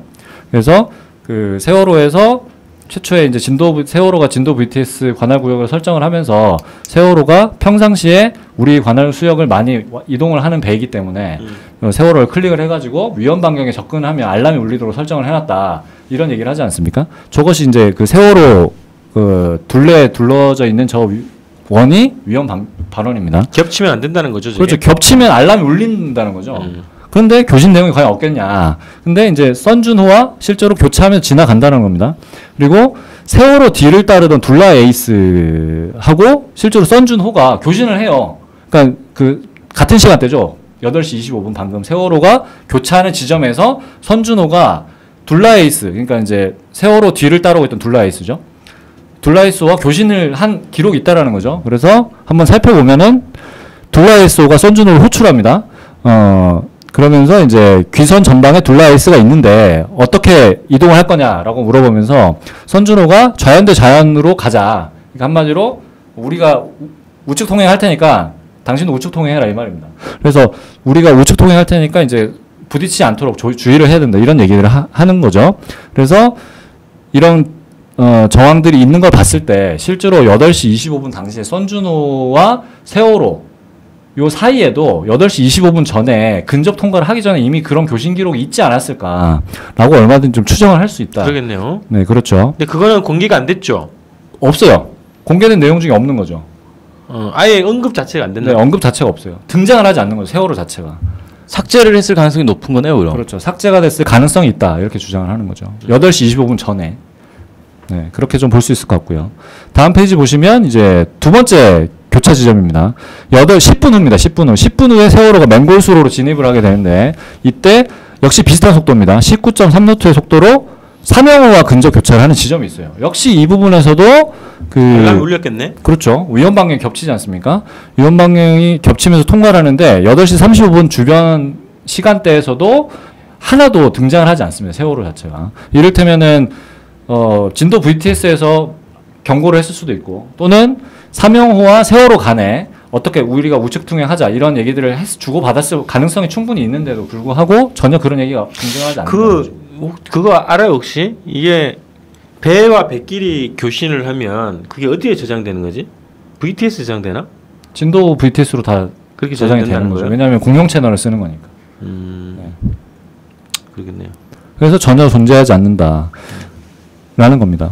그리고 또 하나 이제 재밌는 것은 그 비슷한 시간대, 그러니까 이제 25분부터 35분 사이에 그 굉장히 이 서로 배들 사이에서 이런 그 주고받는 내용들이 존재를 하고 있다라는 겁니다. 그래서 한라 1호라는 배와 동방 챌린저 여기서도 기본 이제 그 배가 코스가 이상하다라고 얘기를 하면서 주의를 해야 된다라는 얘기들을 계속 주고받고 있다라는 거죠. 근데 아까 사명호의 그 궤적을 보시면 직진을 계속 했을 경우에 사실 이제 충돌의 위험도 얼마든지 있는 그런 상황이었거든요. 한번 저 화면을 다시 보시겠습니다. 그러니까 이제 사명호 같은 경우는 좌측으로 처음에 쭉 오다가 북서쪽 방향으로 이제 이 회전을 하고 있는 그런 상황이고, 세월호 같은 경우는 맹골 수도를 통과하면서 좌측으로 꺾지 않습니까? 그래서 이런 과정에서 얼마든지 항로가 지금 기본적으로 겹쳐 있는 그런 상태거든요. 그래서 사명호와 세월호 사이에 이 두 큰 선박 사이에 얼마든지 교신을 했을 가능성이 굉장히 높은데, 그 기본적으로 선원들의 증언에 의하면 채널을 계속 제주도로 맞춰놨기 때문에 단 한 번도 교신이 한 적이 없다라고 주장을 하고 있는 거죠. 그래서 이것이 좀 설득력이 굉장히 떨어지는, 충돌 위험이 굉장히 높은 수로 해서 말이 안 되는 거죠. 네, 그렇죠. 저렇게 급박한 상황들이 계속 많이 있었다는 겁니다. 근데 세월호가 적어도 최소 2차례 급박한 상황이 존재를 하는데도 교신을 하지 않았다라는 게 좀 현실적으로 좀 납득이 안 된다. 그러니까 저 교신을 했을 수밖에 없을 텐데 그 기록을 VTS가 공개를 안 하고 있는 것은 공개를 안 하는 게 아니라 삭제했을 가능성이 있다라는 거죠. 그 교신 녹취록을. 네. 똑같은 말이죠. 그런 삭제해서 건가? 공개하는 거는 공개하는 거. 근데 저거는 재판에서 선원들한테 그 확인해 보면 될 것 같은데요. 그때 스쳐 지나가는 배들하고 교신했냐 안 했냐. 그렇죠. 그런 내용들이 재판 과정이나 또는 이제 검찰 조사 과정에서 꼼꼼하게 좀 확인이 돼야 될. 그 얘기 아직 안 나왔죠. 전혀 나온 게 없죠. 네. 예. 그리고 그냥 이제 세월호가 처음부터 채널을 제주도로 맞춰놨기 때문에 내용이 존재하지 않는다 이런 주장만 그냥 반복을 하고 있는. 근데 그거는 말이 안 되는 주장인 거죠. 현실적으로 좀 납득이 안 되는 거죠. 그러니까 당장에 이게 충돌 위험이 있는데 그럼 그쪽 배하고 통신을 해가지고 조정을 해야 되잖아요, 방향을. 그렇죠. 맹골 수로가 이미 위험한 수로라는 건 다 인지를 하고 있는 상황이에요. 그리고 이제 충돌 위험이 2차례가 있었다라는 게 좀 확인이 되고 구체적으로. 그러니까 그런 교신 기록이 반드시 있을 건데 그거를 공개를 하지 않는 건지 아예 삭제를 해서 그 증거를 인멸한 건지. 그럼 그렇죠. 왜 그랬는지 그거까지 그렇죠. 밝혀내야 되겠네. 기본적으로 이제 왜 그랬냐 이런 얘기들을 많이 할 때 그 VTS의 어떤 책임 소재, 그러니까 사고와 관련해서 그거를 모면하기 위해서 세월호 관련 기록을 다 지웠다 이런 얘기를 그 국민 TV 김용민 PD가 한번 한 적이 있었죠. 네. 네. 그것만 싹 빼서 근데 없다는 거죠. VTS와 세월호 간의 교신 기록을 삭제를 하면 책임을 면하는 게 아니라 책임이 생기는 거 아니에요? 더 큰 책임이 혹시 있었을 수 있죠. 그걸 없애기 그러니까 위해서. 이게 그러니까 별일 아닌 건데 책임을 면하려고 삭제한 게 아니라 알려지면 안 되는 게 있으니까 책임을 면하기 위해서 삭제를 하는 게 말이 맞죠. 그렇겠죠. 만약에 존재를 한다면 그렇죠. 더 큰 어떤 정황 증거 혹은 이제 그 뭡니까 여러 어민들 증언이나 이런 걸 보면 실제로 세월호가 9시 그 48분 전에 이미 흔들린 정황들이 굉장히 많이 나타나지 않습니까? 특히 그 방금 보셨던 8시 반경에 흔들렸다라는 증언들도 존재를 하고 있고, 또 하나는 8시 40분경이었죠. 세월호가 급격히 좌측으로 기울었다라는 증언이 실제로 존재하고, 이런 것들을 봤을 때 교신 기록 내용 중에 혹시나 그런 정황들이 포함되었을 가능성도 있다. 그러니까 삭제를 한 것이 아니겠느냐. 이거는 진도 VTS가 삭제 당한 걸 수도 있겠네요. 전체적으로 세월호 침몰 사고 시각을 8시 48분으로 고정을 하고 있지 않습니까? 현재 그런 상황이죠. 저희는 8시 47분을 알 수 없잖아요. 전혀 알 수 없어요. 8시 47분에 대한 건 하나도 알려진 게 없는데, 근데 만약에 이제 진도 VTS가 세월호와 8시 48분 이전에 뭔가가 있다면 그 뭐 양보 입은 사람이 왔든지 선글라스 낀 사람이 왔든지 보이지 않는 손이 삭제했을 것이다. 네. 아니면 저절로 삭제가 됐든지 뭐. 네. 그리고 실제로 양심선언이 필요하네. 직원들이. 굉장히 중요한 정황인 것 같고요. 실제로 그 지난번 방송 때도 잠깐 말씀드렸었는데 국정원 직원이 세월호에 탑승한 적이 실제로 존재했다라는 그 변호사의 언급이 있었고, 그러니까 그 당시가 아니라 그 예전에도 탑승을 추랑 초기에 있었기 때문에 이번에도 탑승을 했거나 했다가 내렸을 수도 있다. 네, 뭐 그러니까 봐야죠. 탑승을 반드시 안 했다고 볼 수는 없다. 이런 가능성은 얼마든지 있는 거다라고 주장을 한 적이 있죠. 근데 탑승을 하면 세월호는 중간에 쉬는 데가 없잖아요. 직항이잖아요. 휴게소가 없죠. 예. 그럼 어떻게 내릴 수가 있죠? 보트가 탈출합니다. 구명조끼 그 뛰어내렸나 보죠. 헬기가 와서 실어. 아니 승객들하고 뒤섞여서 그냥 헬기로 뭐 탈출했거나. 아, 그 탈출 시기에. 네, 그랬을 수도 있고. 아니면 뭐 이제 특수 훈련을 받은 사람이면 근데 그냥 저희가 영상 자료를 통해 가지고 헬기를 통해서 탈출한 사람들 그 다 파악을 했잖아요. 누구고 오렌지맨까지 해가지고 몇 번째 누가 탈출했고 선원에 대한 명단. 국정원 직원은 안 보여서. 아니 승객이 구조된 사람이 몇 명이죠? 꽤 많잖아요. 그 중에 있을 수 있는 네, 거죠. 어선들을 통해서 구조된 그렇지. 사람도 엄청나게 많은데 그러면 동고차도에서 그냥 유유히 사라졌다. 그럴 수 있죠. 화장실 충분히. 가서 안 나왔나 보네요. 어차피 내가 국정원 직원이다라고 밝힐 필요는 없지 않습니까? 그리고 제주도 여행 가는 사람이다 하면 되지. 아니면 뭐 한간에 있는 여러 가지 의혹들처럼 그러다 보니까 아니 세월호 선원 중에 국정원 요원이 있는 거 아니냐 이런 의혹들도 있잖아요. 그건 거의 뭐 확실한 것 같은데요. 아 거의 신정훈 신정훈 씨. 네. 출항 하루 전에 입사한 네. 1등 항해사. 의혹이 있죠. 네. 거의 확실한 것 같은 의혹이 있다. 의혹이 있다. 의혹이 있는 거죠. 자, 그래서 이게 기록이 유일하게 그 상식적으로 이해가 안 되는 두 가지 진도 VTS하고 세월호, 그리고 세월호하고 교행이 되고 있는 상대방 어선하고의 이 기록, 이 두 가지가 지금 없는 거죠. 그렇죠. 그러니까 기본적으로 두 가지를 조사를 하는데 첫 번째는 충돌 위험이 발생할 수 있는 그런 위험한 순간에 과연 교신이 없었겠느냐, 있을 수 있다 충분히, 이걸 하나를 말씀드리려고 하는 거고, 두 번째는 뭐냐면 진도 VTS에서 당시에 놀지 않았다는 거예요. 굉장히 나름 열심히 일을 하고 있었다. 그럼 어떻게 좀 확인할 수 있냐면 교신 내용이 공개된 내용들을 보면 굉장히 어선에 대한 언급이 너무 많이 나오는 겁니다. 7시부터 9시, 10시까지 이 4시간 분량의 4시간 맞죠? 4시간 분량의 이 3시간인가요? 네, 3시간이군요. 3시간 가량의 기초적인 산수가 안 돼. 산수가 안 됩니다. 3시간 가량의 이 교신 기록이 공개가 됐는데 네. 7시부터 8시까지 이 1시간만 봐도 어선 관련된 언급이 무려 12번이 등장을 합니다. 경고를 계속 하는 거죠. 네, 어선이 있으니까 조심해라. 어선이 그만큼 많았다는 거예요, 당시에. 근데 세월호는 한 번도 호출이 되지 않았어요. 그래서 혹시나 있을 수 있지 않겠냐. 그래서 한번 찾아봤는데 7시 때에 저기 이제 화면을 보시면 진도 VTS가 명진 8호를 한번 7시에 호출을 하고 7시 8분에 제니스 부산호를 호출을 합니다. 어선 때문에. 단지 어선을 조심하라는 이유로. 네, 그리고 14분에도 또 호출을 합니다. 네, 다음 페이지 보시면 21분부터 27분까지는 계속 어선 얘기밖에 없어요. 예, 계속 어선. 근데 아까 그 뭡니까 레이더 항적을 보시면 어선은 사실 표시가 안 되거든요. 그러네. AS 발신 장치를 반드시 그렇죠. 달할 달 필요 없죠. 필요가 없기 때문에. 그래서 어선 관련된 걸 계속 확인을 합니다. 아니 근데 레이더에는 나오지 않나? 레이더는 점으로 나오는 거죠, 빨간 점으로. 아 그러면 진도 VTS에서는 어선의 위치를 어떻게 확인하는 거예요? 레이더로? 그런 거 같습니다. 그러니까 어선이 몇 척 있는지를 배한테 물어보기도 해요. 귀선 우측에 어선이 몇 척 있습니까? 물어보기도 합니다. 진도 VTS에서. 그 의무사항은 아니에요. 그 작은 선박은 AIS를 달 필요는 없어요. 그러니까 진도 VTS도 사실 불분명한 거죠. 빨간 점들이 많이 찍혀 있는데 이것이 어선이냐 아니냐가 자기들도 불분명하니까 그 주변을 통과하고 있는 배를 호출해서 심지어 물어본다는 거죠. 이를테면은 세월호 왼쪽 좌연 쪽에 있는 배들이 어선입니까? 이렇게 물어볼 수 있다는 겁니다. 실제로 그런 교신 녹취록이 있고.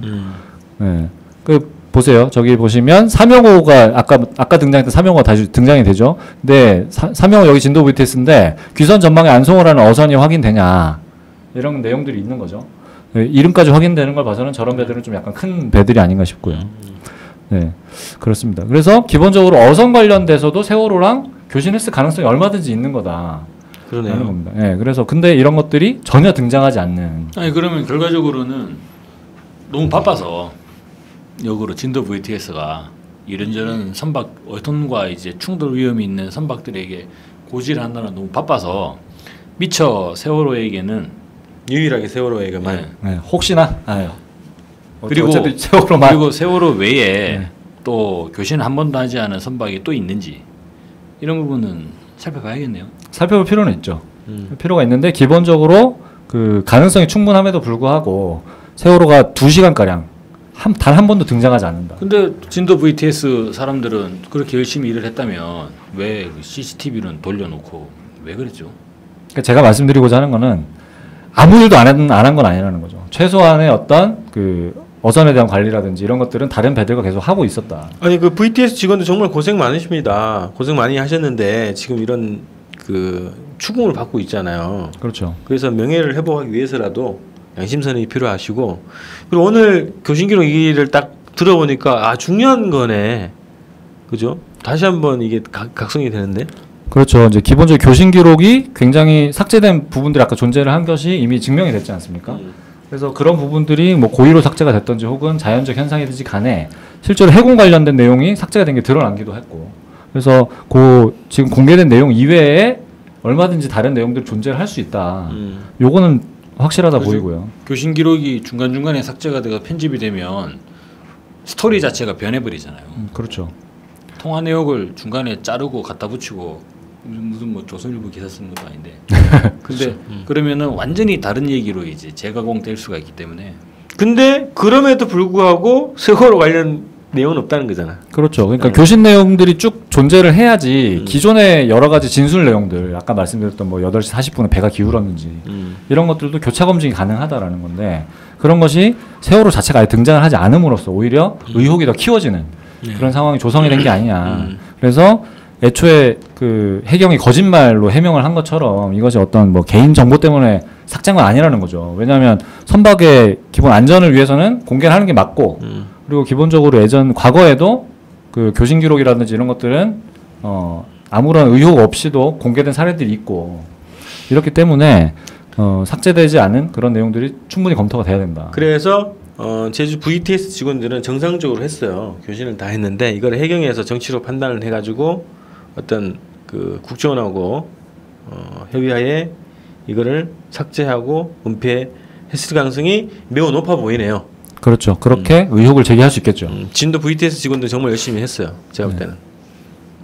그다음에 네, 다음으로 이제 또 하나의 그 VTS죠. 제주 VTS 교신 녹취록 관련된 의혹입니다. 그 제주 VTS 교신 녹취록은 하루 전날 먼저 공개가 됐어요. 왜 그러냐면 세월호가 우리는 제주도로만 교신을 계속 하려고 했다. 채널을 고정하고 있었다라고 주장을 했었기 때문에 물론 그 주장은 선원들이 구조가 된 다음에 하루 숙박을 한 다음이었죠. 네, 그래서 말맞추기 했을 가능성도 배제할 수 없다. 어찌됐든 제주 VTS와의 교신 채널로 계속 고정을 해놓고 항해를 했다라고 주장을 하고 있는 상황이었기 때문에 제주 VTS 교신 기록이 먼저 공개가 됐습니다. 근데 공개가 된 내용도 굉장히 짧았어요. 그 오전 8시 55분부터 9시 5분 요 10분간만에 교신 기록만 공개가 된 거죠. 그래서 이게 공개가 된 다음에 크게 뭐 의혹이 없었습니다. 왜냐하면 일단 내용 자체가 거의 없었고 그 제주 VTS에서 실제로 세월호와 그 응급 상황임을 확인한 다음에 진도 VTS로 넘겨주는 과정이기 때문에 크게 뭐 의혹이 제기되거나 이러지 않았는데 문제는 언제 발생했냐면 6월 13일 날 그 가족 대책위에서 교신 기록 관련 증거 보전 신청을 합니다. 그래서 진도 VTS와 제주 VTS 교신 기록을 증거 보전을 신청을 하기 위해서 이제 방문을 하고서 전체 과정을 보니까 굉장히 중대한 문제들이 발생을 했다라는 겁니다. 어떤 내용이었냐면 교신 기록 중에서 9시 정각에 그 인명들에 대해서 구명조끼를 착용을 하고 퇴선할지도 모르니까 준비 좀 해주십시오라고 세월호에 말했다고 되어 있었죠. 교신 녹취록에는. 그런데 실제로 녹취 파일을 음성 파일을 들어보니까 이 내용이 없는 거예요. 그래서 이게 어떻게 된 거냐 도대체 이러면서 문제가 이제 일파만파 확대되는 이런 과정이 있었습니다. 그래서 다음 페이지 보시면 해경에서 이제 해명을 하는데 이렇게 해명을 합니다. 9시부터 5분간의 기록, 즉 이제 파트가 두 개가 있는 거죠. 8시 55분부터 9시 5분까지 전체 10분 구간 중에서 앞부분은 정상적 채널로 교신을 했는데 9시부터 9시 5분간의 요 사이의 채널은 12번에서 21번으로 바꿨다는 거예요. 원래 제주 VTS의 채널이 12번이니까. 그래서 근데 이 9시부터는 채널을 21번으로 바꿨다라고 얘기를 하면서 21번 채널은 예비용 채널에서 원래 녹음이 안 되는 거다. 이렇게 얘기를 합니다. 이상하네. 네, 그래서 여기 두 가지 의혹이 있는 거죠. 첫째는 뭐냐면 그 교신 녹취록에서 공개됐던 그 내용, 그러니까 탈출해라, 퇴선할지도 모르니까 탈출을 준비를 해야 된다. 이런 내용은 무엇에 근거해서 작성이 된 거냐? 이게 하나의 의혹이 있고, 두 번째는 도대체 왜 녹음이 안 된 거냐? 네, 이게 있는 거예요. 두 가지 의혹이 이렇습니다. 그래서 첫 번째는 뭐냐면 이제 메모 관련해서 어떻게 해명을 했느냐? 당시에 해상교통 관제 일지의 기록을 당시 근무자에게 확인하는 절차를 거쳐서 작성을 했다. 이렇게 좀 공식적으로 발표를 했는데 실제로는 내용이 뭐였냐면 당시 근무자가 메모한 것을 통해서 그냥 기록을 했다라는 거죠. 그러니까 이제 녹음은 안 됐는데. 뭐 이런 야, 상황이에요. 그러면 상황이 이렇게 된 거예요. 지금 이제 VTS가 있는데 사고 신고가 접수가 됐어요. 사고 신고가 접수가 되니까 채널을 녹음되는 채널에서 녹음이 되지 않는 예비용 채널로 전환시킨 다음에 교신하고 있는 내용을 연락에 손으로 썼다는 이야기가 되는 거예요. 그러니까 이게 말이 안 되는 겁니다. 어마어마하게 저건 황당한. 무슨 얘기인가요? 채널 12번에서 21번으로 변경된 후 대체로 녹음되지 않았다라고 했는데 녹음이 안 되면 안 되는 거지 또 대체로 녹음이 안 된 건 녹음이 되기도 하고 안 되기도 하고 그랬다는 건가요? 네, 그래서 요 부연 설명을 드려야 되는데 처음엔 녹음이 아예 안 된 거라고 주장을 했어요. 근데 나중에 또 확인을 해보니까 해경이 이렇게 주장을 하지 않습니까? 이건 원래 예비용 채널이라서 녹음이 원래 안 되는 거다. 이렇게 주장을 했는데 녹음 내용을 또 다 들어봤어요. 들어보니까 녹음된 게 있는 겁니다. 그 뒤엔 또 네, 21번에서 녹음이 된 게 존재라는 거예요. 그럼 뭐 하는 거야 지금? 네, 그 내용을 좀 살펴보겠습니다. 다음 페이지 좀 넘겨주시면 네, 녹음된 내용이 뭐냐면 그 녹취록에서 마지막 교신 내용 중에 이것이 그 채널 21번으로 명시가 되어 있어요. 이 내용을 보면 해경 어떻게 됩니까? 이렇게 물어봅니다. 그래서 제주 VTS가 네, 지금 해경한테 통보했고요. 저희가 진도 VTS와 완도 VTS의 통화 중에 있으니 잠시만 대기하시기 바랍니다라고 세월호 교신을 한 흔적이 녹음이 되어 있는 겁니다. 그러면 해경에서 해명한 것이 전부 다 거짓말이라는 거죠. 원래 예비용 채널이기 때문에 녹음이 안 되는 거다라고 주장한 게 애초에도 거짓말이었고, 그러면 추가적으로 해서 아까 그 메모로 작성해서 교신 녹취를 공개한 거 역시도 허위일 가능성이 굉장히 높다라는 거죠. 그래서 요 구간사에 과연 무슨 일이 있었는지 이것이 반드시 해명이 돼야 된다라고 이제 주장을 할 수 있겠죠. 그리고 또 이상한 거는 왜 채널을 바꿨죠 중간에? 중간에 채널을 바꾼 이유에 대해서 이제 그 뭐라고 주장을 하냐면 공용 채널에서 독립 채널로 간 거 아닌가요? 그래서 그렇게 주장을 합니다. 그러니까 12번 채널은 공용 채널이라서 잡으면 많이 들린다. 아니 그럴 수 있어요. 공용 채널이면 다른 어선들도 막 들어와서 막 얘기하고 이런 게 막 들릴 수도 있거든. 공용 그렇죠. 채널이면. 실제로 그럴 수 있고. 네. 근데 녹음을 들어봤더니 잡음은 거의 실제로 존재하지 않는 게 또 확인이 된 거죠. 그래서 그거 역시도 이제 세월호 채널을 굳이 21번으로 변경한 이유가 사실 납득이 잘 안 되는. 그래서 이거 관련해서도 좀 의혹이 해명이 돼야 되는 게 있습니다. 그래서 국정감사 때도 이게 이제 한번 거론이 된 적이 있죠. 근데 이 당시에도 사실은 그 해경에서 여러 가지 해명을 할 때 이등항에서 관련 법정 진술이 있다고 했어요. 그 채널 변경 관련해서. 근데 이 법정 진술 내용이 한 번도 공개된 적이 없어서 저희가 확인할 수 있는 방법은 없었습니다. 어찌됐든 그 해명해야 될 과제가 과연 이 관제사들이 사용하는 이 시스템이 어떻게 실제로 구성이 되어 있는지 이런 것들이 확인이 좀 돼야 되겠죠. 녹음 시스템이 직접적으로 녹음이 되는 건지 VTS에서 다 되는 건지 아니면 독립적으로 어떤 다른 방식을 통해서 녹음이 되는 건지 이런 것들이 구체적으로 확인될 필요가 있습니다. 만약에 그 관제사가 사용하고 있는 콘솔에서 직접 녹음된 것이 아니라 따로 주파수를 설정해서 일부 채널에서 그 제주 VTS가 주장하는 것처럼 예를 들어 12번은 다 녹음을 하는데 21번은 원래 안 하는 거다 라고 한다면은 그럼 평소에 도대체 이거 관리를 어떻게 했었는지 실제로 녹음을 하는 채널은 뭐며 녹음을 하지 않는 건 무엇인지 이런 것들이 구체적으로 좀 해명이 돼야 되는데 아무것도 해명된 게 여전히 없다. 이렇게 이게 참 웃긴 게 그러니까 평소에 쓰는 거는 일상적인 통화를 하는 거고 그 이제 여러 어선들이 같이 쓰고 있기 때문에 뭐 긴급 상황이 발생하면 예비용으로 전환해서 이렇게 따로 통화를 하겠다는 건데 그럼 실제 녹음이 진짜 필요한 건 예비용 아니에요? 그럴 수가 있겠죠. 그러니까 실제로 필요한 걸 예비용으로 설정을 해놨다면 오히려 녹음의 필요성이라고 했을 때는 실제로 이제 일상적인 그런 대화 내용보다는 긴급 상황이 발생했을 때 오히려 녹음을 설정을 해야 될 확률이 더 높다. 그런데 오히려 반대 얘기를 하고 있는 거죠. 예비용이라서 오히려 녹음을 안 했고 근데 예비용으로 왜 돌렸냐고 하니까 응급 상황이라서 돌렸다 이렇게 주장을 하니까 앞뒤가 안 맞는 그런 상황. 갖다 붙이네요 말을. 네, 이래저래 말을 돌리고 있는 상황이죠.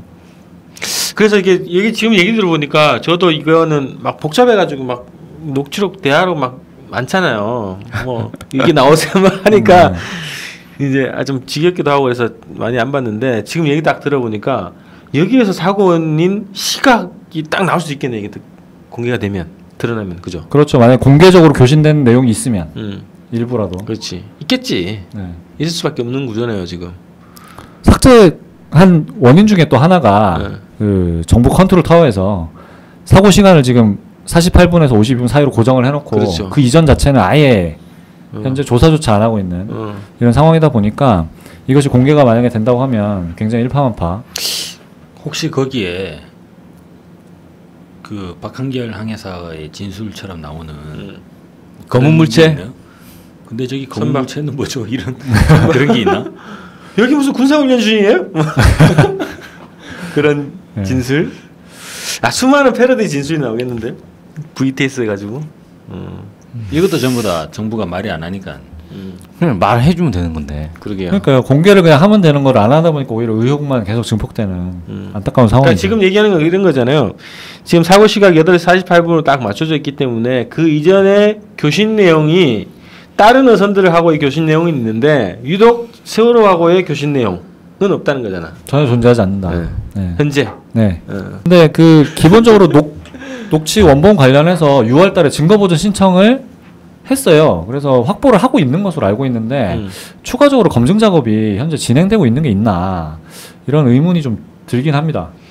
아니 확보를 했더라도 지금 뭐 국정원이 이 사건에 깊이 이제 연루가 되어 있고 그런 조건이기 때문에 그 이전 자료를 삭제를 한 상태에서 증거 보존이 될 수도 있죠. 네, 그래서 그런 부분들이 좀 안타깝긴 한데 지금 현재 확보하고 있는 내용이라도 빠르게 좀 분석이 돼서 뭐 맞으면 맞다. 지금 공개된 게 맞으면 맞는 거고 아니면 아니다. 이런 부분들이 좀 빠르게 좀 검증될 필요가 있다.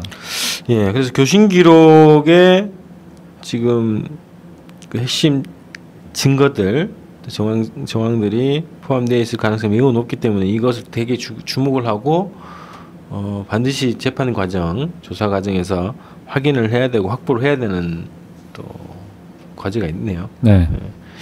자, 그 다음에 좀 우리가 몇 가지 좀 정리 한번 쭉 해보죠. 그 다음에 사라진 증거들 중에 굉장히 중요한데 초기에 반장하다가 지금 거의 뭐 얘기가 안 되고 있는 이런 사항도 있잖아요. 그 몇 가지 정리해보죠.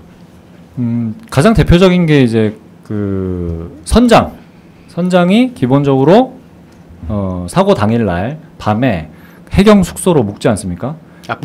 아파트로 네. 잠입을 해서 잠입인가요? 잠입이 아니라 대동을 해가지고 갑니다. 영접. 그렇죠. 영접을 해서 하루 무려 이제 잠을 재워주는 이런 상황이 발생을 했는데 관련돼서 들어갈 때에 등장했던 사람과 나올 때 등장했던 CCTV에 등장했던 사람이 다르다.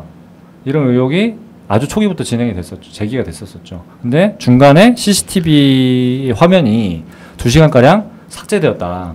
그래서 그 사이에 누군가가 들락날락하면서 들락날락 했던 것이 아니냐. 그리고 추가적으로는 그 들락날락한 직원들이 국정원 관련이 아니냐라는 의혹이 있고 그런 과정에서 국정원 직원이 만약에 들어갔다면 이준석 선장과 일정 정도 진술에 대한 어떤 말맞춤, 입맞춤들이 진행됐을 가능성이 매우 높다. 이런 의혹들이 제기가 됐죠. 근데 그 전에 이미 이런 의혹들이 제기되는 과정이 선원들이 다 구출이 되자마자 합숙을 하잖아요. 모텔에서 다 같이 가가지고. 원래 당연히 가야 될 곳은 유치장으로 가야 되는 건데 격리 수용을 원래 해야 되는 게 기본 원칙이겠죠.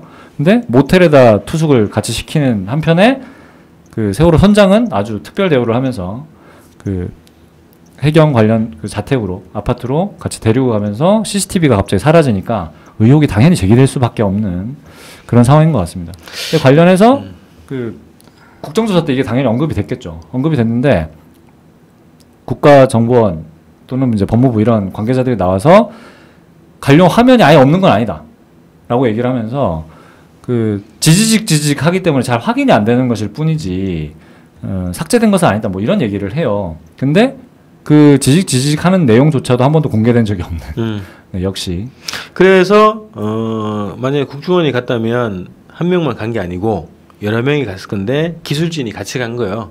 하나는 교섭 말 맞추기, 하나는 CCTV 조작 두 가지 일을 하는 팀이 갔겠죠. 그렇죠. 그래서 이런 부분들을 다시 말씀드리는 이유는 그러니까 지금 사고 조사 자체가 계속 48분 이후에 그 사고 당시 어떤 사건들 여기에만 초점이 좀 맞춰져 있고 그 이외에 널려져 있는 수많은 의혹들이 하나도 다루어지지 않고 있는 이런 것들에 대해서 다시 한번 환기하고자 하는 차원에서 다시 한번 좀 언급을 드렸습니다. 예, 네. 뭐 필요합니다. 지금 재판이 지금 진행되고 있기 때문에 반드시 필요하고 또 재판에서 이거를 다루지 않고 검경에서 이거를 다루지 않았기 때문에 결론은 특별법이 필요한 거죠.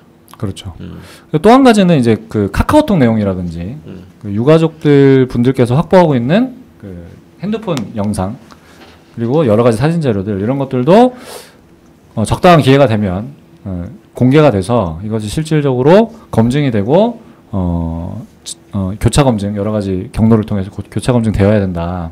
실제로 카카오톡 내용들 같은 경우는 그 지금 공개되는 것들이 굉장히 그 사고 어떤 급변침 설과 관련된 그 내용에 맞춰져서 일부 구간만 지금 계속 공개가 되고 있지 않습니까? 그리고 검찰 조서에서도 48분 이후에 카카오톡 내용 여기에 좀 집중이 많이 되어 있고 실제로 10시 17분 이후에 내용들은 또 전혀 공개가 되고 있지 않은 그래서 침몰이 11시 이후에 좀 벌어지고 있는데 그 사이에도 여러 가지 카카오톡 실제로 내용들이 있을 가능성이 높고 유가족들 분들께서도 카카오톡 내용이 실제로 있다 이런 얘기들을 하고 계신 걸로 알고 있습니다. 그래서 이 관련해서도 가급적이면 어떤 적당한 기회에 공개가 되면서 세월호 사고 원인 혹은 구조 과정에 관련해서 좀 검증될 필요가 있겠다. 예, 그래서 저기 청와대에서 완강하게 이제 거부하고 있는 상황이기 때문에 그 유족 대책이 국민 대책이 이 차원에서 지금 각각 그 진상조사 팀들이 있단 말이죠. 여기서 확보한 증거들을 더 연구를 하고 분석을 해가지고 미리 지금 우리가 그동안 알려지지 않았던 것에 대한 전면적인 공개, 뭐 진상조사 관련한 공개 이런 활동들이 좀 필요할 것 같아요. 지금은 어떻게 보면 뭐 농성, 그죠? 면담, 뭐 법 제정 촉구 뭐 이런 정도인데 자체로 그동안 초기에는 해왔단 말이에요. 진상조사 활동을. 그래서 그 활동의 결과물을 지금은 좀 대대적으로 내놓고 국민적으로 좀 같이 토론할 수 있는 그런 주동적인 역할이 필요하지 않겠나 이런 생각이 듭니다. 자, 이렇게 12회 이렇게 좀 정리할까요? 한 가지만 말씀드리면 지금 전체적인 이 세월호 사건에 박근혜 정부에 대응하는 양상을 보면 저희가 사고가 의혹이다 논란이다 이런 얘기들을 많이 하잖아요. 근데 이게 이 지난 군부 독재 정권 시절에 이러한 사고에 대한 대응 방식과 하나도 달라지기 없는 그런 모습들을 많이 볼 수가 있는 것 같아요. 이게 이를테면은 예를 들어서 저희가 87년 6월 항쟁 시절에 박종철 열사를 두고 그때 그 고문관들 그게 이제 사람인지 개돼지인지 모르겠는데 탁 치니 억하고 죽었다 라고 진술했잖아요. 근데 그 당시에는 그러고 그냥 쌩깐 거지 않습니까? 그리고 시신 탈취하고 막 그러고 있잖아요. 근데 지금에 와서 이 박근혜 정부의 세월호에 대한 행태들을 보면 탁 치니 억하고 죽었다 라고 얘기해놓고 나와가지고 기술적으로 뭐 불가능하지 않다. 그리고 뭐 박종철 열사의 병원 기록을 내는 거예요. 그러면 일단 그래가지고 뭐 그럴 수도 있는 거 아니냐. 그리고 병원 기록을 보니까 뭐 혈압 빠져 있어요. 깜빡하고 체크를 안 했다. 뭐 이런 식으로 까고 뭉개는 게 예전 같으면은 막 경찰 공권력을 폭력을 행사하면서 이것을 이제 막 탈취하고 두드러 패고 막 그런 방식이었다면 지금은 때리지만 않을 뿐 말장난으로 쌩 까고 그냥 뭐 깔아 뭉개는 거는 똑같지 않습니까?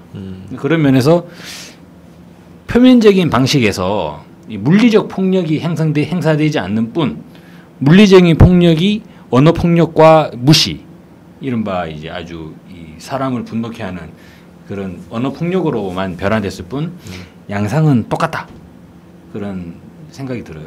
그래서 저희가 다음 주에 세월호 사건하고 칼 8582 김영희 그 뭐 나오는 그 사건 있잖아요. 마유미. 87년 그 대선 앞두고 벌어진 칼 8582 사건과 비교 분석하는 거를 만들었어요. 네.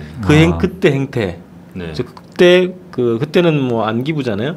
안기부의 행태, 국정원 행태 또 비교 분석하고. 참고로 안기부 때 사람들이 지금 국정원에 다 일하고 있어요. 그렇죠. 자랑을 막 하더라고. 그리고 뭐 사고 처리 과정 그리고 유족들에 대한 그 정부의 대응 뭐 이런 거 있잖아요. 비교할 것들이 굉장히 많거든요. 그래서 칼 8582 시민대책위 집행위원장 하시는 신성국 신부님 모셔서 세월호와 칼 8582 사건이라는 주제로 다음 주에는 방송을 하기로 했습니다. 그래서 말씀하신 대로 똑같아요 지금 양상이. 자, 그래서 그런 주제로 다음 주에 13회 저희가 준비해 보도록 하겠습니다. 자, 12회 마치겠습니다. 수고하셨습니다. 수고하셨습니다. 수고하셨습니다. 네, 고맙습니다.